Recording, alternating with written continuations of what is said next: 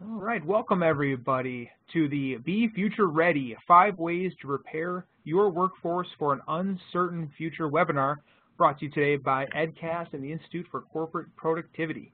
My name is Jeff Roth. I'm the Vice President of EdCast, Marketing here at EdCast, and I will be here to introduce everybody and get things rolling. Before we get started, I want to let you know, everybody on today's call, hot off the presses, EdCast announced this morning a full integration with Box. You might know Box as the leading cloud content management service. So we're happy to get that out there today. Employees of the joint customers of EdCast and Box, including Schneider, Jefferson Health, Anglo American, and many more, plus all new clients, can now share relevant insights and content across platforms to meet their learning needs. Check out more about EdCast and this announcement on our LinkedIn or at Twitter, just at EdCast, to learn more about it.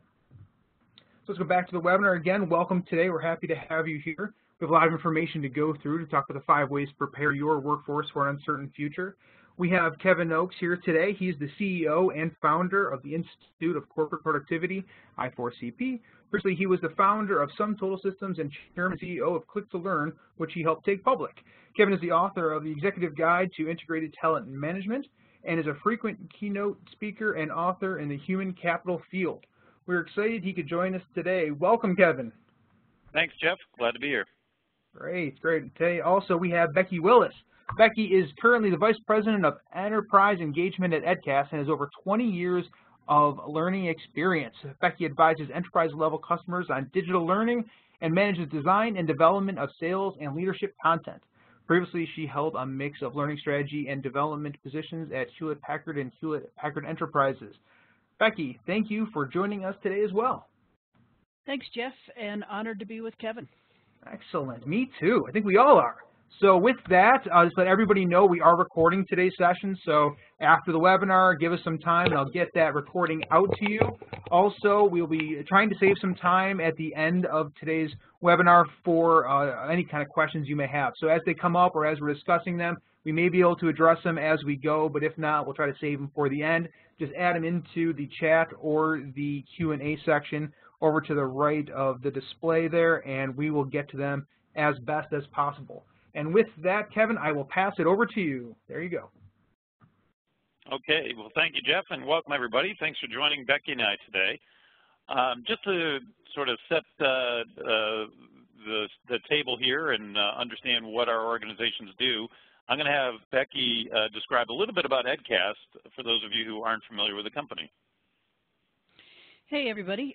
Glad to see you there. As you can see from this slide, EdCast does provide a great learning experience platform that drives enterprise learning. We are excited to be talking with Kevin about preparing for the future because that's what we do. We help companies and enterprises specifically to upskill and reskill their workforce. You know, we think about the fact that a half-life of a skill today is only 5 years. So we provide that great front end to integrate all sorts of information. We aggregate and curate content from all sorts of different sources. And we provide that consumer expectations to learning so that it's building learning and knowledge everywhere. So we'll hear some more about EdCast and what we do. Back to you, Kevin. Okay. Well, some of you probably haven't heard of I4CP, so let me give you a little bit of background on who we are. I4CP stands for the Institute for Corporate Productivity, and today we're doing more human capital research than anybody on the planet, always with a lens of what are high-performing organizations doing differently than low-performing organizations.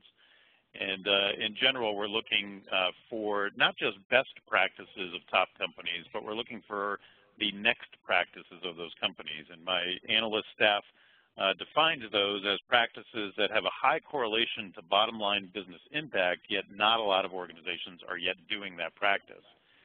Now, from time to time, I'll reference the term high performance. So I want you to know what I mean when I say high performance. And really what I'm talking about are organizations that have better revenue growth, market share, profitability, and customer satisfaction than their competition.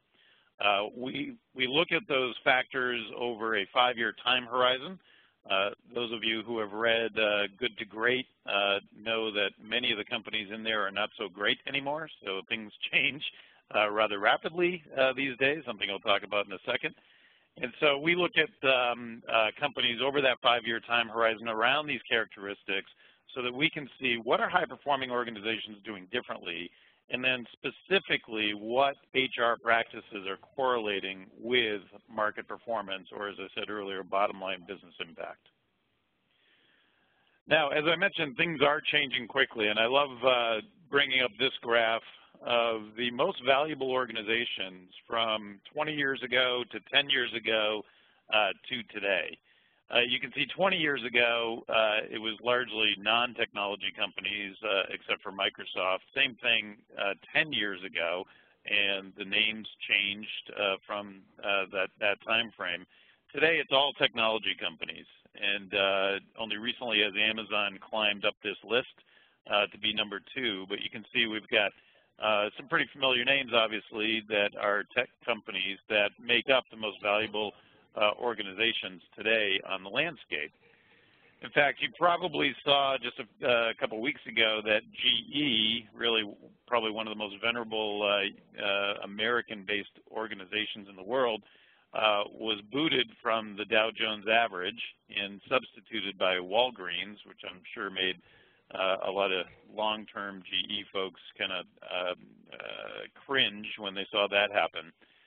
It's very clear that it's tough to stay on top today, and a lot of that is because of disruption, and disruption is happening in lots of different areas, lots of different industries overall, and many organizations, particularly large, very successful organizations, are concerned about are their businesses going to be disrupted going forward.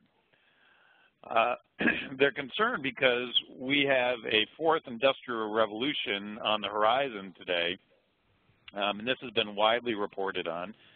Many of you are familiar with the first 3 revolutions, but the 4th is all around intelligence, and this is often referred to as artificial intelligence and robotics.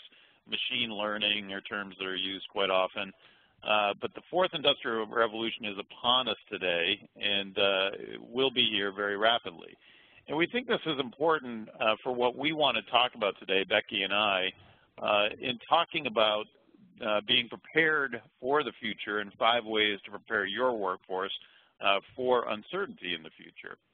And so, Becky, I'm going to turn it over to you and have you talk a little bit about digital learning and the impact that you expect that to have in society. Yeah, thanks. Great insights there. And I think digital learning adjusts to everything that Kevin has just talked about.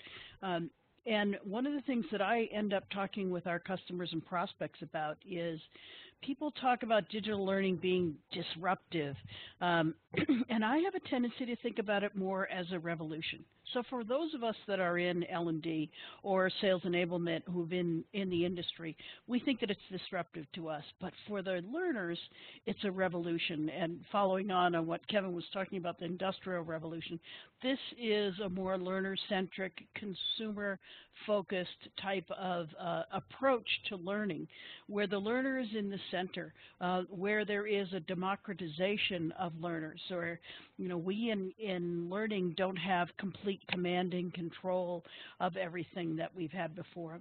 Digital learning provides an amazing way to adjust to the digital revolution that's going on today. Being learner-centric, it's a front end to all learning and to a certain extent to knowledge. And notice that I'm not using the word training here, because this is the concept of being able to actually learn. In the next slide, Kevin, we talk a little bit about the continual learning. So developing a learning culture. This is something we've talked about, doing a learning culture for a number of years. It's not that new idea, something that we've tried to do for a number of years, but now we actually have the ability to create a continual learning culture by enabling their curiosity, by encouraging their growth, and providing the tools. And the tools allow the people to be in the middle. The learner is in the center of it all. And having tools that aggregate and curate internal, external, formal, and informal, and allowing people to spend less time searching, this is an essential piece of what we're doing to adjust that. So Kevin's going to talk a little bit about how one person that you might have heard of has adapted a curiosity and a thirst. So tell us about what your story is there, Kevin. Yeah, sure. And first I'm just going to go back to this slide of the most valuable organizations over the last 20 years. You'll notice that there's only one company that has remained in this top 5, and that's Microsoft. And Microsoft, to me, is just a fascinating example of agility overall as an organization, both from lack of agility early on to being very agile today. And we, in our research at I4CP on organizational agility, have highlighted Microsoft quite prominently around that agility. And a big part of that agility is due to Satya Nadella. Satya, as most of you know, came in as the CEO a little over 4 years ago at Microsoft. He's the first CEO to come up through the ranks at Microsoft. The previous two, Bill Gates and Steve Ballmer, obviously were founders of the organization.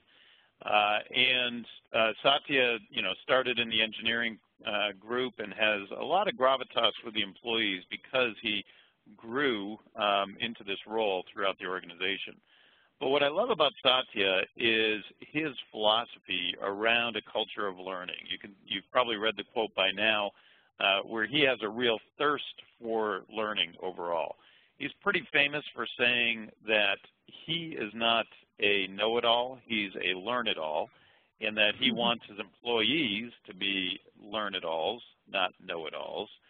And I was very heartened to hear him say that early on in his tenure as CEO, because in our research, that really is the hallmark of a top organization, one where they treat people who really look at knowledge as power and who hoard knowledge as an ethical violation inside the company. If you're hoarding knowledge in certain organizations, they very much frown upon that.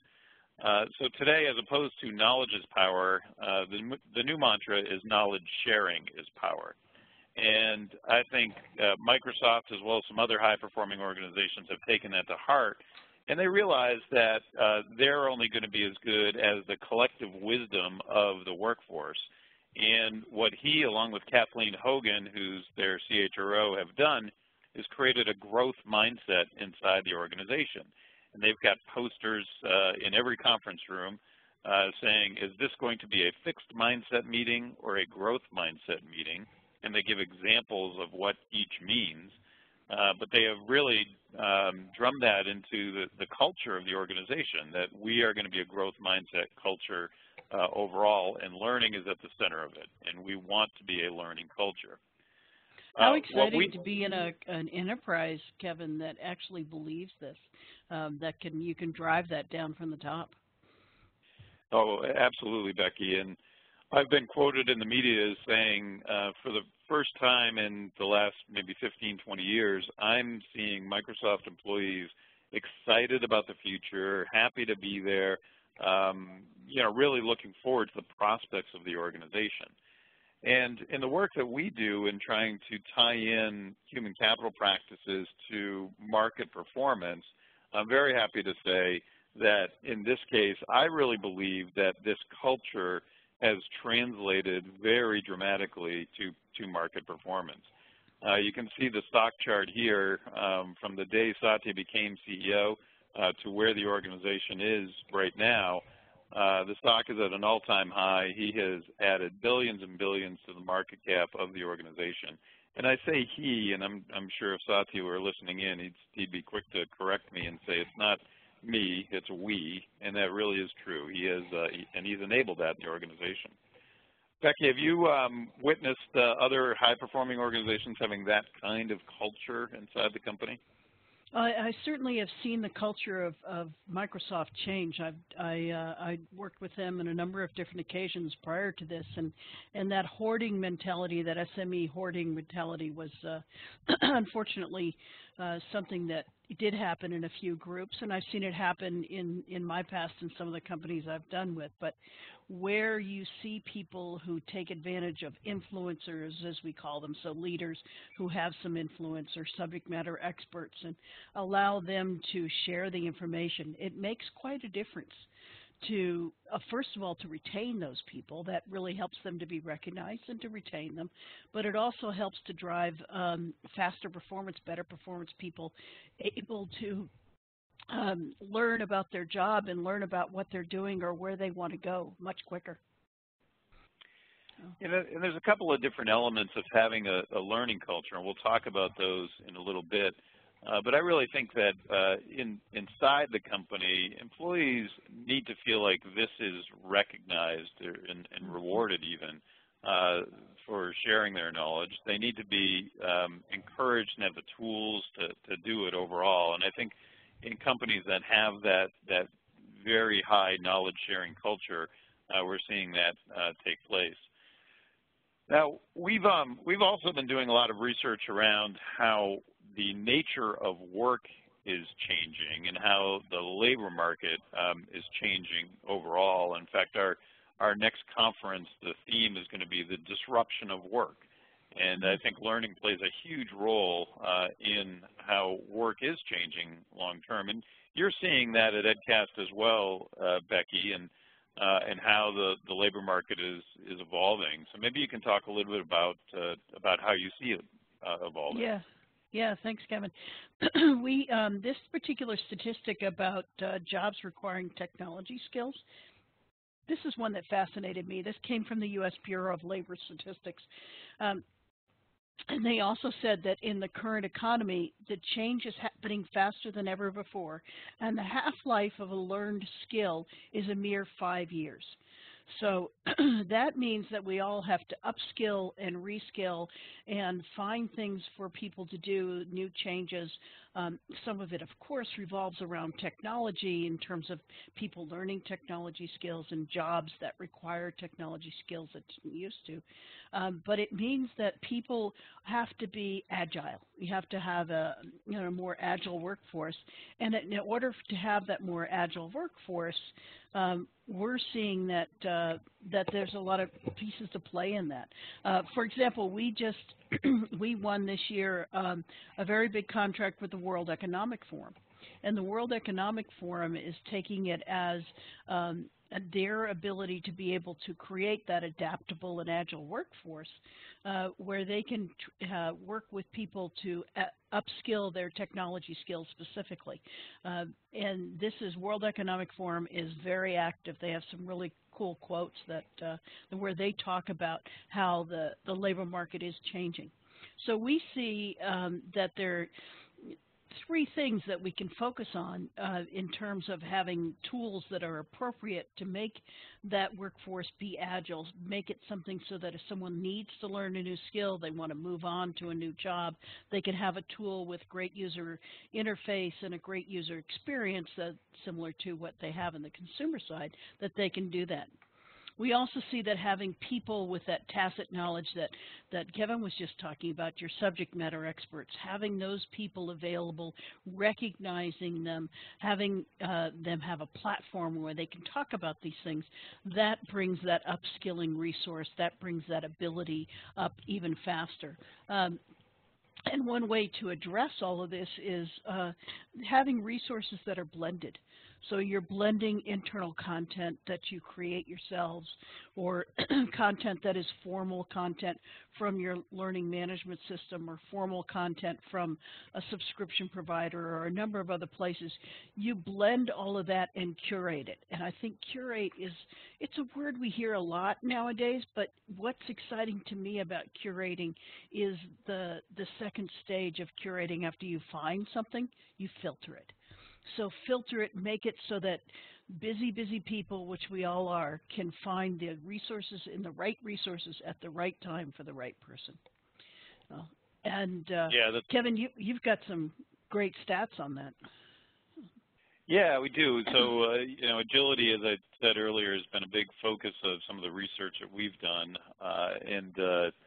and have been working with a number of organizations who are trying to create more agility in their organization and specifically with the workforce long term.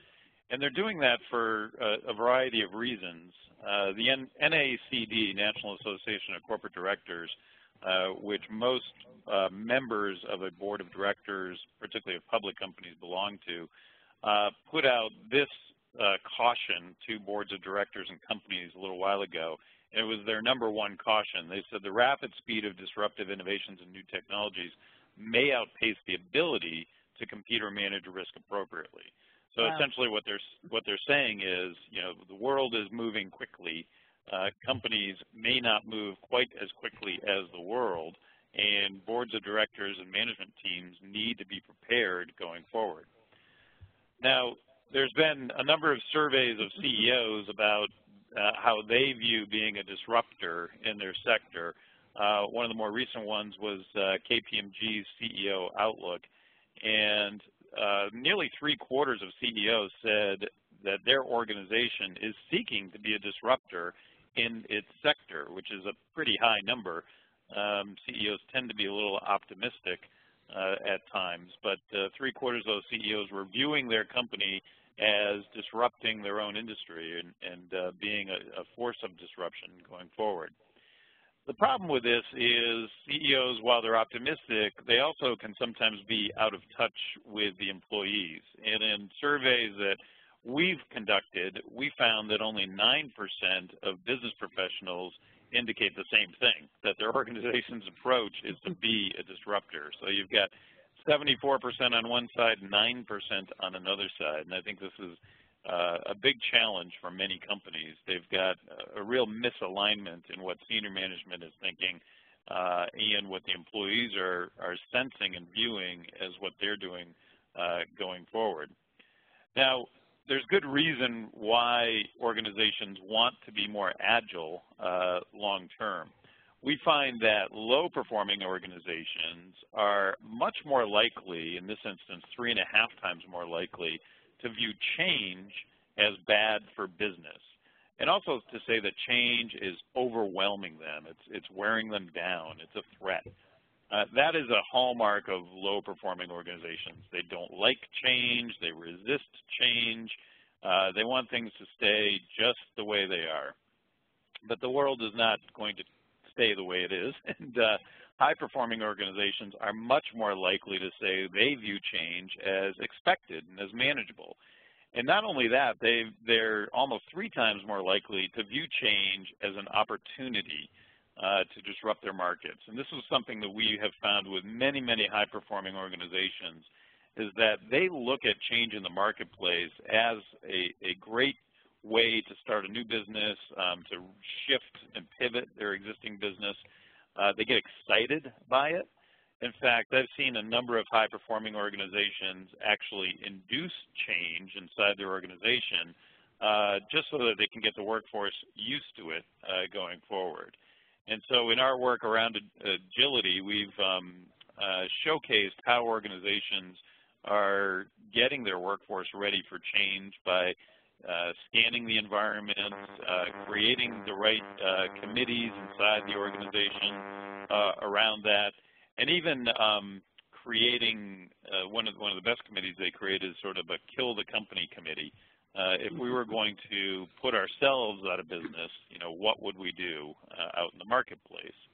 And learning, I think, plays a big role in this, Becky, and I'll let you talk a little bit about some of the roles that you're saying learning play in this this agile environment. Yeah, that is it's some fascinating statistics that you have. I find that mismatch is one of the things that's challenging, and I hear you use the word overwhelming, and I think, well, we do have a tendency to kind of overwhelm people with data and with the ability. Here's 10 different resources that you can learn about how to be a project manager. I remember in one company, I wanted to go and get certified for a particular skill, and I went on to our LMS and I found that there were 6 different approaches, and there were 3 different vendors that we could approach, and I had no idea what to do or how to do it. So that concept of curation really comes in again. I like to think of it more as a revolution where we in learning are changing our mindset and helping to make things easier for the learner. We do have a big role in the things that you've been talking about, Kevin, I think, and these things that I'm here, the push to pull, the micro to macro, flip to classroom, these are all new techniques, things that we can do, things that we can change. Now, for us, again, it's a little intimidating, it's a little tough, but one of the things that we do here at EdCast that I find really exciting, and it's a big part of myself and our customer team's role, is to help you to figure out how to do all of that. How do we put all of this stuff together? What does user-generated content really mean? How do you blend learning using all of these different resources so that you can help people to focus on what this change means? And that, to me, is driving learning culture. And that's very exciting stuff to be talking about. Well, and if there are folks on the line who are buying into this message and thinking, boy, I wish I could just convince senior management to give me more budget for learning going forward, here are 2 slides that should help that. We have found that top performing organizations are 5 times more likely to say they have a learning culture inside their organization than low performing organizations. Keep in mind, high performers means better revenue growth, profitability, market share, everything your CEO wants to have inside the organization. The second stat is that high-performing organizations are 4 times more likely to regularly share new knowledge with their colleagues than those at low-performing organizations. So just what Becky was talking about, user-generated content, encouraging employees to share that knowledge and create that content. And Becky, you've been in many, I know you don't want to use the word training, but you've been in many training and development organizations. Really, the power has kind of shifted and the focus has shifted. I remember the day, and there are still companies that operate this way, where all information was created by the L&D organization or the training department and disseminated out by the training department. There was no mechanism for employees to create content and share that content, which is a very slow way of doing things, isn't it? It is a slow way of doing things, and it also means that for the budgets of the groups that I've been in, we've had to focus on specific initiatives. Or, for example, in leadership development, we could only do 2 or 3 things because it would take us so long to create an initiative, to do a program that was a 9-month program. And we couldn't address very well the individual needs of individual contributors or a lot of the different ideas. So, and that's where it's kind of cool now that we have content providers that give some of those solutions today, so that L&D is not required to create the 101 on all of the professional skills, for example. We would, back in my day at HP, we'd reach out to a third-party content provider to provide skills on presentation skills. How do you do storytelling? Great stuff, really great learning providers. But for them to come in and do a 2-day class, thousands of dollars per person, we could only focus on the top 10%, and we couldn't reach out to a lot of the other people because that's not where the budget was focused. Huge change by adding in all of the different types of content that you can do, by having that presentation skills or that storytelling vendor that I used to work with that still does a 2-day class that are incredibly effective. Well, they just changed a lot of their content. They now have a digital version of storytelling that can be put up on EdCast, that can be put up on a platform, so it can reach many, many more users. And it's extended our reach so excitingly. It's cool to be a part of it. Well, and I'm sure those EdCast users, you would say, probably have a culture of learning. Most of them probably do. And let me just highlight for those of you joining us what a trait of a learning culture really is. and I think we've touched on most of these, but active knowledge sharing permeates the organization.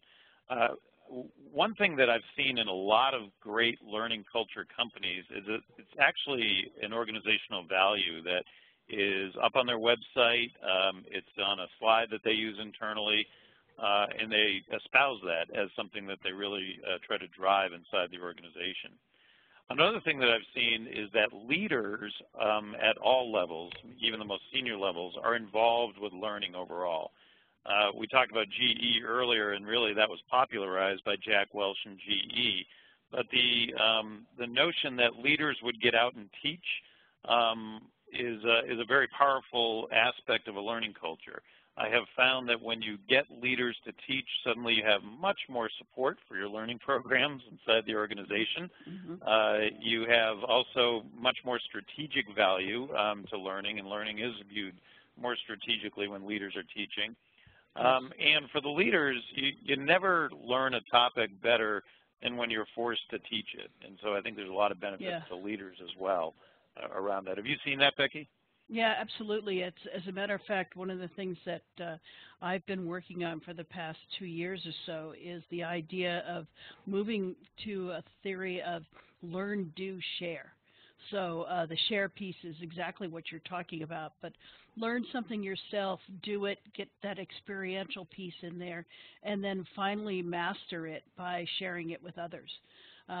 And I can say that the overall effect, we did a lot of leaders teaching leaders back in a lot of my other positions, and the overall effect of having a leader involved in learning, having them involved at a lot of different parts, this increases engagement massively. We work with our customers a lot on how do you engage people, and by engaging them there, you're getting that learning culture idea in there. And number one, engagement is content, but number two is the leaders. Boy, does it really make a difference. Yeah, for sure. Some other things that make a difference are reinforcing in the hiring and the development of both leaders and employees the importance of learning, and so we've seen that in a number of high-performing organizations. Also, the measurement of how learning is doing. I sometimes go back and forth on that one. I've seen some very successful companies just decide not to measure learning. They just know it works, where others put a lot of effort into measuring learning. And so I do think that there's some merit into using tools that will make that easier inside the organization. There are tools like Performative is one I can think of that make that an easier sale inside the company to get out and measure what the impact of learning is overall. And that measurement can be important if you really intend to reward people for development, and particularly the managers. We find that in a lot of low-performing organizations, they don't bother rewarding managers for either developing their employees or for the mobility of their employees. And I'm sure you've seen that as well, Becky. Yeah, and for the managers to actually have visibility is important in there. And that measuring piece, I totally agree on the measuring piece. Measuring what people are doing and engaging in, what they're actually accomplishing, how are they creating content, how are they sharing content. Having managers be able to see that is all very important. We've incorporated tools into our products so that that's all visible. And that's measurable, and also some gamification that's wrapped around that as well. But that engagement factor is crucial, and that's a big departure for us in learning, to think about engagement rather than thinking about, as we used to say it, the butts and seats concept. Right. The smiley faces and all those types of things. This is a very different way of measuring, and for some people this is tough because they're used to doing an assessment, having someone take a course, doing another assessment. This is not the way that today's learners want to learn. It is the way that to do massive assessments after assessment is disengaging, I think. Yeah. Well, I think something that is helping with engagement, and you and I have talked about this a bit, is both personalized learning and adaptive learning. And I'd love for you to share, some of your thoughts on this, Becky, with our audience. Well, I like the way that you draw out the different descriptions of personalized versus adaptive. Personalized learning is, to me, just a really critical piece. And there's some people today that think that if you do something that's just personalized, that, for example, if I am a technical person and I want to focus on Ruby on Rails and learn more about that, the content that's being provided to me is focused in those areas. That personalization is something that is simple for us to do. We have an AI engine, machine learning engine, that personalizes all of that. Machine learning actually personalizes it based on the type of content and the way that you're doing all of that. But the fascinating part is, to me, is to be able to continually adapt the knowledge that's coming into someone, to be able to learn from what it is that that person is doing, to be able to learn where their focus is, and if they change a goal that they have, to be able to adapt to that goal that's in there. That tree structure over on the left-hand side, quite used to that. I've had a tough time every now and then making myself not draw tree structures. Right. So. Well, for those of you who are interested in this subject, we do most of ATD's research, and we produced a new report recently on personalized and adaptive learning that covers a lot of different sections around both of which. What I got more interested in was just what's happening in the future, the use of AI, and how that's going to affect adaptive learning long term. Well, what I really like about what EdCast is doing is EdCast is making this learning culture a reality inside organizations by allowing learners to drive their own learning paths. And I think it would be great for you to share a little bit about how that's working with EdCast customers today, and where EdCast is taking the technology long term, Becky. Sure. One of the screenshots that I have up here, the one in the top left corner, this is a screenshot from our Future Skills site, which is a site of people. It's an organization in India that is upskilling all of the technical people in 9 different areas, 9 different technical areas. So the focus is to take a look at new technologies, things that are emerging technologies, and be able to bring tech people up to what is going on in the newest ways of doing things. So we approach it from the skills standpoint. We also approach it from the terms of if you want a job as an AI engineer, for example, what is a day in the life going to be like? How we curate content from 35 different sources about what it takes to become that engineer, what it takes to learn all of those things. And it's a fascinating approach to upskilling in technology skills, in measurable skills, with experiential labs in there, with videos from SMEs, with content that's been curated by people who are in those positions already. And it's a really cool use of how our learning experience platform works. We also have the ability to do what we call today's insights, which is that screenshot that you see in the top right corner. So today's insights is a great way for people to get that little bit of information, that daily piece that's going to help drive that habit. We like to drive the learning habit, and by providing little micro learnings that are sourced from whitelisted places, resources that you want to choose for people to learn it, they're delivered a daily feed that's been curated by our AI engine. That feed gives them little pieces of information that can drive them to more sorts of information. Now, certainly, people today are used to Googling for sources. And when, for example, you Google, how do I become a better coach because I'm a new manager and I need to be a better coach, you're going to find all sorts of answers. And I know this is going to shock our audience, but not everything on the internet is correct.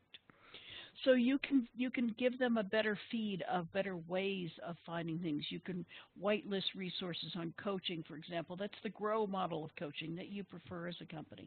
And a lot more in-depth types of things in there, and that helps to drive that culture. Then we talked a little bit about measurement. We have a business intelligence tool that I know you can't read the text in there, but this is just an example of some of the business intelligence, some of the data and the analytics that you can pull. One advantage of having artificial intelligence and machine learning is that we're collecting a lot of data. We have a lot of data on what piece of content is the best, what SME is really performing in terms of people liking their content, what type of content is L&D producing, and how is it being received. And it's all very active and content that you can find easily, analytics that you can see quite simply, and as you see, quite graphically. The next little hard-to-read piece that I have on here as a screenshot is our mapping of subject matter experts. So it's always a challenge for those of us who are in L&D. How do we find those subject matter experts? Who do we know? Who's that quiet guy in the corner that everybody goes to ask a question, or that everybody instant messages to ask a question? Who do you go to ask? Who answers the questions? Might not be your high performer, might not be somebody you know about, but we're going to find them in this network drawing that we have, and with the tools that we have based on the knowledge and the AI that we're using. And of course, all of this is available in the screenshots that you see here from the web, but you can also do it in a mobile environment. So EdCast does have the learning experience platform that helps to drive the culture and create that learner-centric piece. Well, what I loved, a couple things I loved about what you just said, Becky. One is that content, I think, is changing quite a bit. You mentioned that content that you find on the internet might not be accurate, but I think more importantly, it might not be relevant. And content relevancy is something that I think a lot of organizations are struggling with different tenures, different levels of experience inside their organization, trying to help particularly managers and other leaders in the organization be more effective. Time is of the essence. So if you can cut down the time to relevant content and then the time to mastery of that content, you are being much more productive as an organization overall. And so I love that, through the curation and the AI engine, you're able to do that in EdCast. I also love the analytics part. I spent a lot of time talking to CHROs, SVPs of HR in organizations, and I asked them, what are your top initiatives? And inevitably, analytics is one of them. And we work with a number of heads of analytics in these organizations, and what they're really trying to help the organization do is create a workforce that is much more agile, like we've talked about before, but is one that senior management can almost pull a lever to be more productive and efficient going forward. And that lever sometimes hinges on what talent do we have inside the workforce. We oftentimes in an organization don't know what skills and competencies exist in the workforce. I wrote about this a while ago, where we spend a lot of time gathering information on a candidate coming into to the workforce, but all that info that we collect is really thrown out the window the moment the candidate is hired, and we don't use that as part of a talent database or really trying to understand what skills we have, even skills that somebody brought with them to the new job that maybe aren't relevant for the job. Maybe they know how to speak Mandarin fluently, but that's not required for the job. Knowing that could be very useful down the road. And so I think all of that harnesses on having the right technology, having the ability to have your employees contribute to that data and contribute to that content, and having that content be immediately relevant to what people are trying to do. And I know you have a snapshot of the mobile application up here too, but that's a huge component of what EdCast is doing as well, right, Becky? Yeah, it definitely is. We see that there are so many people that are out there, and they need knowledge and therefore learning. on the go. So there's salespeople that are out in the field. They need to learn about a new product. They're leaders who are doing almost their whole job on mobile devices. We have customers that have focused their whole leadership program around being able to deliver content to them on a mobile device. So we are mobile first. It's not something that we did as, oh yeah, let's put it on the a phone, by the way. And we have developed from the beginning a mobile process and a native mobile app as well. So it's very exciting. Just want to touch a little bit on one of the things you said also, Kevin, about skills. We are now working with a partner that we have to develop and to be able to find and identify skill gaps.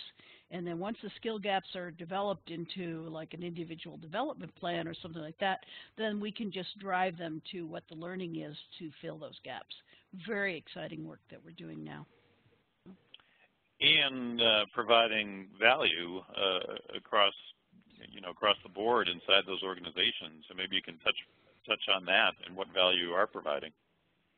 Yeah, we see value in several different ways that we do it. First of all, the lifetime value of your people is a very important thing to be able to do. You want to, obviously, we've always driven to keep the people that you have and drive their knowledge, drive their experience, and be able to have them work better within the organization. So we're driving that skill-based piece is a piece of that as well. Engagement, we talk a lot about engagement. We talk with our users. We talk with our customers about engagement and how we can have a better engagement because the people know more. They're able to find things anytime, anywhere that they need to be able to deal with the customers even better. And one of the things that we're driving to is to deal with attrition. That's always a challenge. The people who we attrit are often the people that we don't want to. They're the high performers. They're the ones who really know the subject matter expert.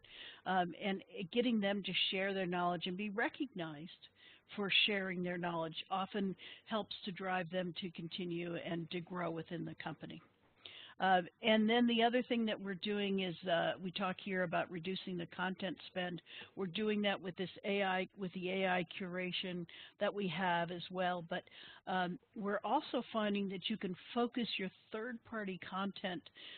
We can deliver third-party content to just individual groups of people, so you don't have to buy a corporate license. You can reduce the usage that you have for some of your LMS applications, things. So we work really carefully with our customers to help them to reduce whatever content spend that they have and make it more appropriate, more effective. Now, Becky, we promised that there were 5 things that people needed to know. So 5 ways to prepare their workforce to be future ready. So we haven't forgotten about that. So let's talk about those 5 ways. Okay. I think the first one that we really talked deeply about is the change that's going on now. And I think Kevin really addressed that we need to welcome the change. We need to be able to address the change and not think of it as a bad thing, but think of it as something that we can be agile and adapt to quickly. Yeah, and I think a big part of that is getting the workforce used to it. And I think what you're doing with EdCast is a great way to help them deal with the change. The ability for employees to share their knowledge, to be able to very quickly find the relevant content they need in light of the change. We've used the word upskilling a few times, and that's been a very hot topic with CHROs that I've been talking with. We see a number of organizations are looking at robotics and AI, not replacing jobs necessarily, but replacing tasks that people are doing.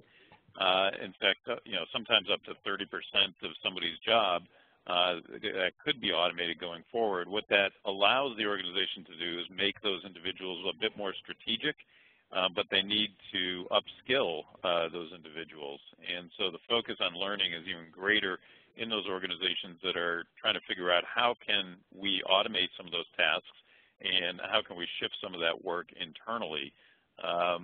And all of that, I think, is part of the change that is coming.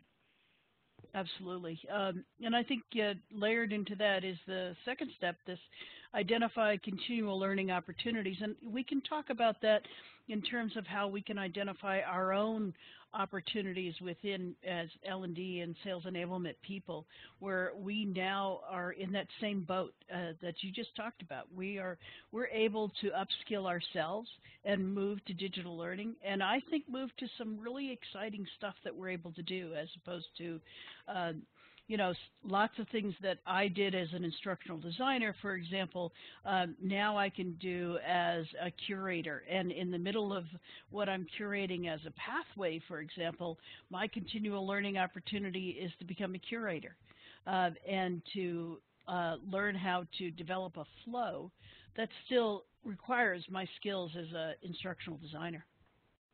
In fact, we have a new report we're doing for ATD that's not been published yet, but it's around lifelong learning and the concept of lifelong learning. And I'll go off script here for a second and show you just a preliminary data from that report where we asked organizations, is it a priority to create a workforce of lifelong learners? And you can see from this that high-performance organizations, again, those that are much better in revenue, profitability, et cetera, they're twice as likely to say that that is a priority for them versus low-performing organizations. So I think that feeds right into, the concept of identifying continual learning opportunities. Yeah, and we've always been, as L&D organization, we've always been someone who identifies needs, and I think this is one of the needs that we can really go after. The next step, as I see it, was to create the adaptive learning concepts with blended learning, user-generated content, agile performance.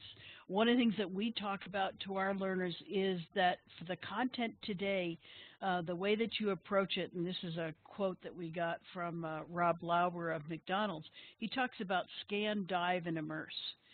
That you scan and you find all sorts of different pieces, you dive in a little bit deeper to get more information, or you completely immerse yourself in more of a program. And when we have adaptive learning, it enables people to do that scan, dive, immerse type of capabilities. Yeah, fantastic. Keep going, you're on a roll. Well, of course, I'm prejudiced. I think that it's really important to embrace a digital learning platform to actually enable all of this blended content, to enable that scan, dive, immerse type of point of view. It's pretty hard to do this type of modern learning, in my humble opinion, by doing it just through a learning management system or through using SharePoints or anything else to do that. A digital learning platform, a learning experience platform is what's going to make all of this really easy and really simple to embrace. And I'll let me interject one thing there. You just reminded me.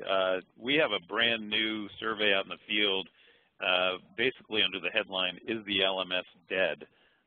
So if you have some thoughts listening and on the future of the LMS, go look for that survey and fill it out, and you'll get the results to that survey. Cool. As I think a point to bring onto this is, how does a learning experience platform vary from an LMS? We talk a lot about that, and if you'd like to hear, we integrate with all of the LMSs, and we're pretty excited about working with them. But if you want to hear how we differ from them, then certainly get in contact with us. We'd love to talk about that. And the last step, as we see it, I think is that really important piece of sharing knowledge and not holding it not hoarding it, not holding it so clear to yourself. Yeah. And I think just as a last reminder, on the next slide, we're talking about the next piece of that we're doing, Kevin is doing with us, and that is the day before DevLearn at the Mirage in lovely Las Vegas, where I live. We're going to have Kevin and Jean Meister talking to all of the folks, and we're going to also do a little CLO panel to talk about how modern learning and how future ready is your workforce. So if this is a subject that you're excited about, then there's a registration link there. Join us for that particular program. We'd love to have everybody there. Now, I know we have about 5 minutes left in our time, and Phil, I guess Jeff, I guess I'll turn it over to you to see if you have received any questions that you think would be interesting for Becky and I to answer. Absolutely, and yes, thank you. You guys, this was a tremendous amount of information, and great job, both you and Becky. I'm so glad we're recording this because it's really, you guys went through a lot of really good stuff. There's a number of questions that came in. If there's any last-minute questions that you'd like us to address, please send them over. I'm just going to scan through some of these here and try to pick out, maybe. Okay, I'm going to paraphrase this a little bit, but this is going for both you, Kevin, and Becky. This is from Sophia. And again, I'm paraphrasing this, Sophia, so I apologize.